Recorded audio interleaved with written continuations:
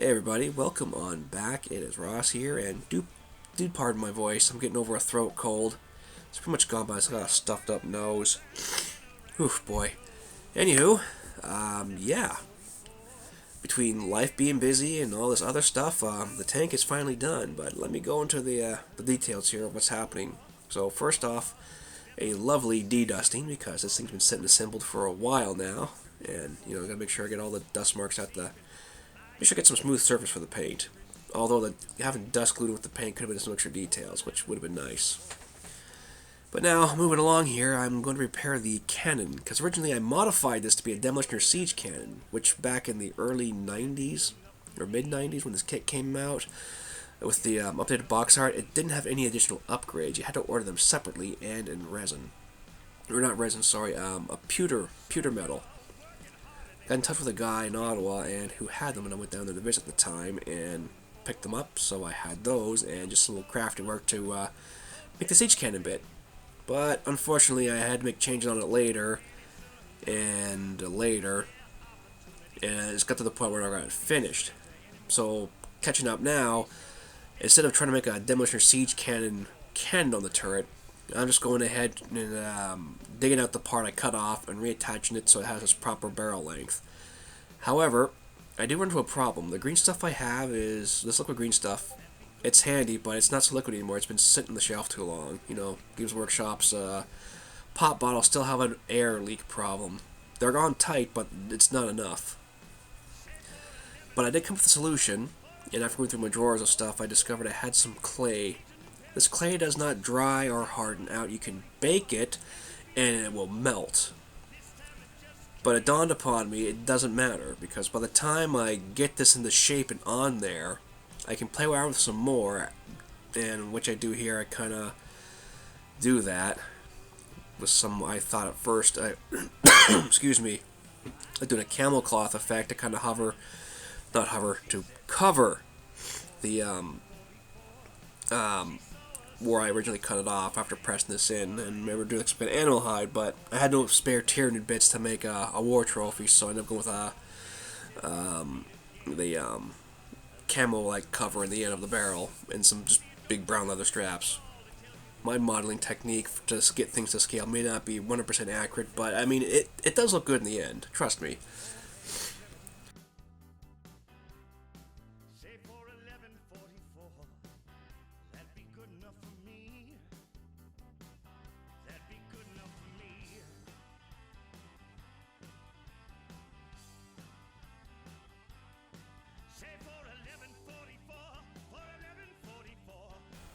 Now, when I went to test out this super glue, like this is really runny super glue, and I'm glad it worked, because when I was doing up like that big surface on the cloth here, which you'll see in just a bit, I wasn't sure how well it's going to work, to be honest, but it works.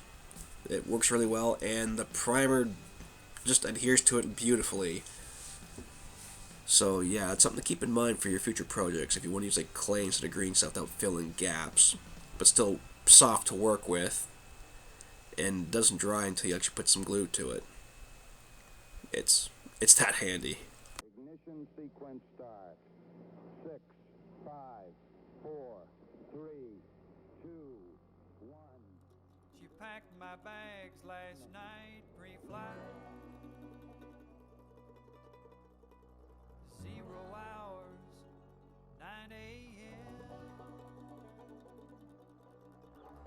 And I'm gonna be high as a kite by then. All engine running. Liftoff. We have a liftoff. I miss the earth so much. I miss my wife. It's lonely out in space. Such a timeless flight. Okay, once I got the glue on there, I do prepare to fix the side of this turret. There we go. I'm getting lost for words all of a sudden. There's an ajarred piece in the plastic molding for the turret. It's supposed to be able to put some stuff on there, like a toolbox and whatnot. However, I forget where all the pieces for that went. I had one piece found, couldn't find the rest, and I figured, let's get some track.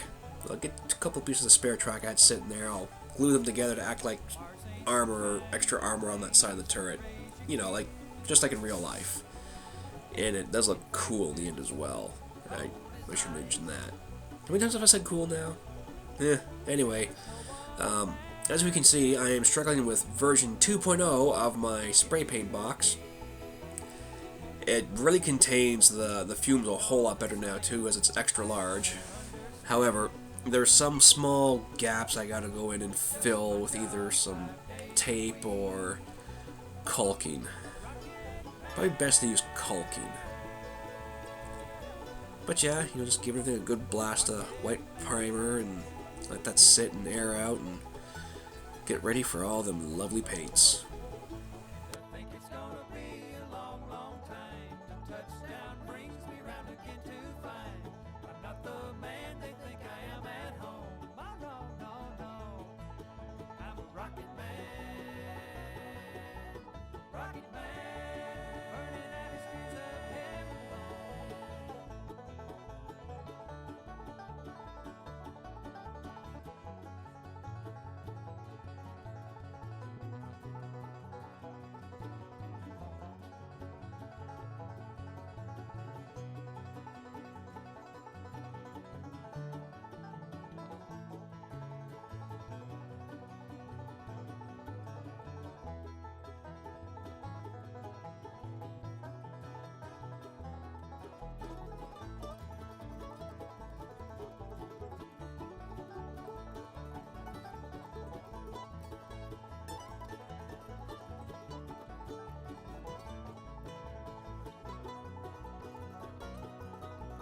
Rocket man. Burning at his streets of heaven.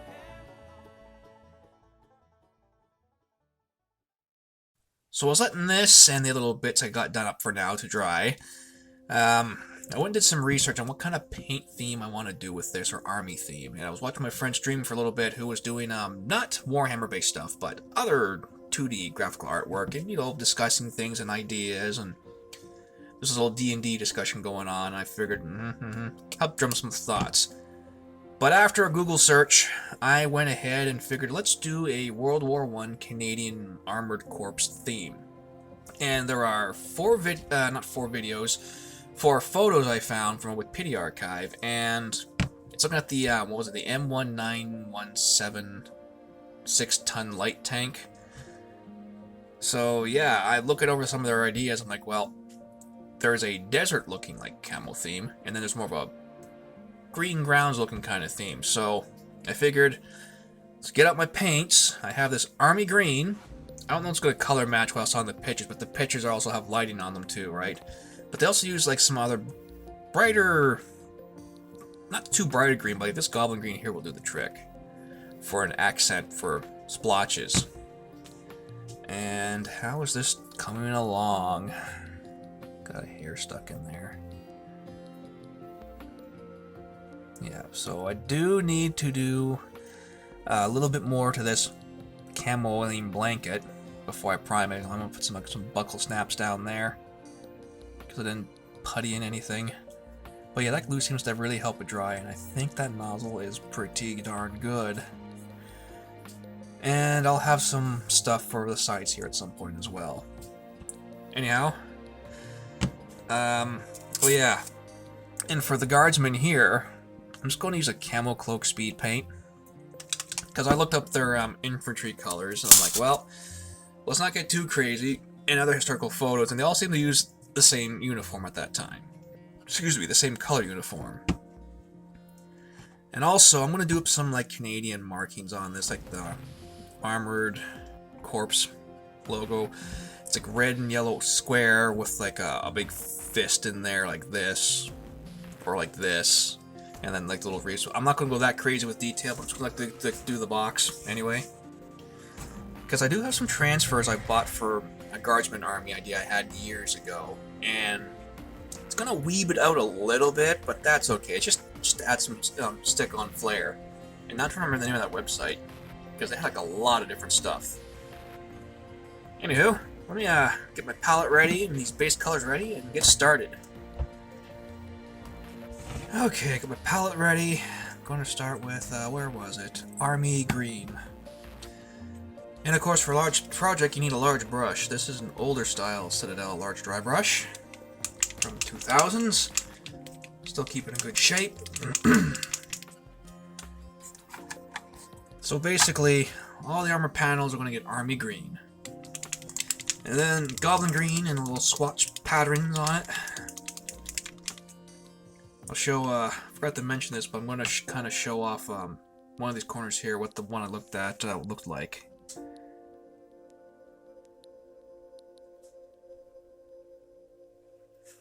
Oh dear, seems it doesn't want to come out. No. Just poke a hole in the end with a toothpick. Got this little narrower one, which does the trick.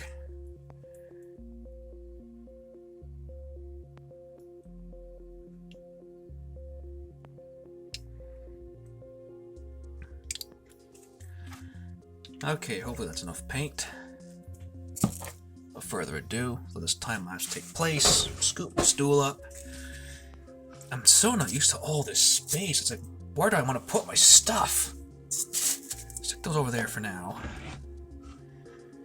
Yeah.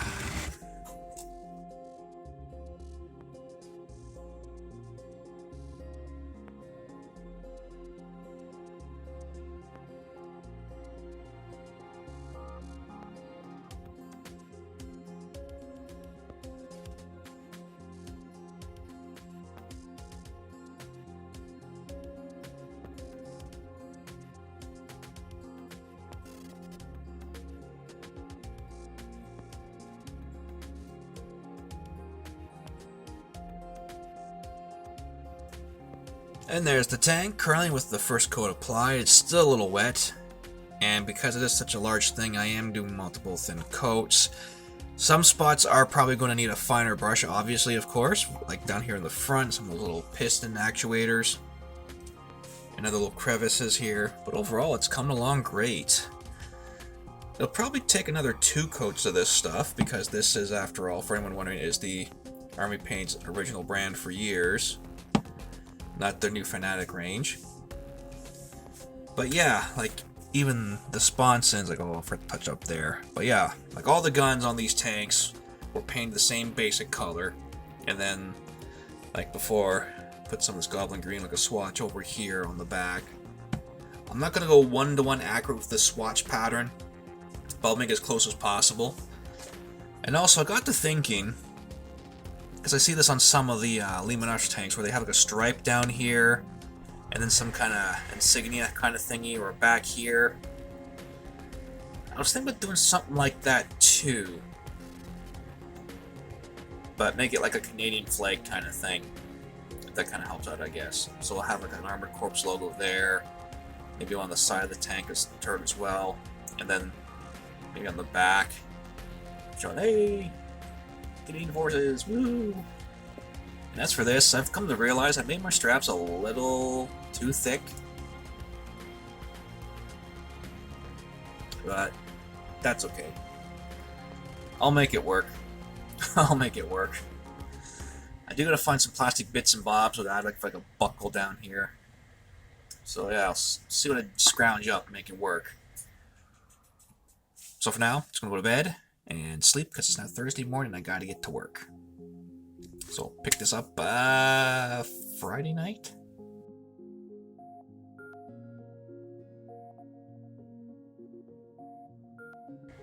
So the hull of the tank is pretty much now complete. I've got the insignia on there. Do a couple more layers of red paint there, of course. But overall, I'm quite happy. I do gotta touch up the plasma coils with a blue or wash to kind of darken those other brighter white spots down. But overall, I'm quite happy. Like, this isn't meant to be a showpiece. It's literally meant to be like ready for tabletop, and I can see where I missed a spot right down in there too. Fun. Overall, though, the turret and cannon is coming up pretty well. Just gotta figure out what I'm gonna do for a color on this thing, though, because I'm making some kind of alien skin. I should put a pattern on there too. Something. I'll figure something out. And of course, the gunner on the top. Still got to touch him up. But yeah, these past few days I've been focusing pretty much on this because tanks take a lot of work, right? Just to paint up and get all the nooks and crannies. Especially younger me putting all this stuff in when I should have waited, put them in separate. But yeah, hopefully here in the next swipe there will be much more progress. Oh, I missed a bit spot here too. And like there.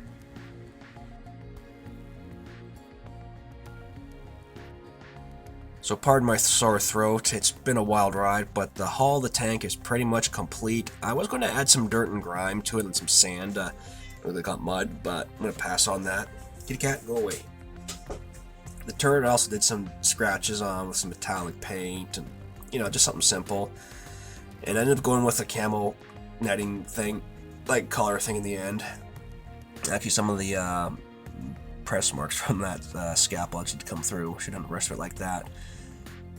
Besides a couple spots there I got to touch up on underneath.